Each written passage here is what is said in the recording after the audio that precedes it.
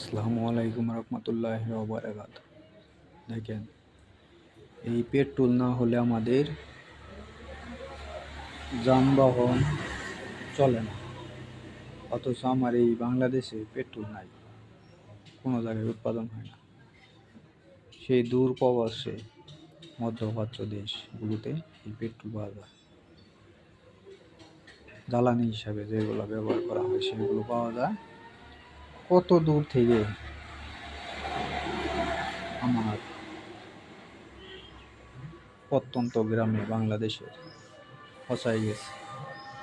অথচ এই পেট্রোল না হলে আমার গ্রামের মোটরসাইকেল বলেন, বড় গাড়ি বলেন, বাংলাদেশের কোনো গাড়ি চলবে না। যারা এই জ্বালানি তেল দিয়া ব্যবহার করে তাদের গাড়ি চলবে না। যারা গ্যাস ব্যবহার করে ঠিক আছে, তাদের গাড়ি চলবে, গ্যাসের গাড়ি। অথচ কত দূর থেকে এই যে পেট্রোল একদম জ্বালানি হিসাবে আছে, সেই পেট্রোল আমি আমার দোকানে নিয়ে বসে আছি। ভাবতেই কেমন জানি লাগে, তাই শেয়ার করলাম আপনাদের মাঝে। আসসালামু আলাইকুম রহমতুল্লাহ ওয়া বারাকাতুহু।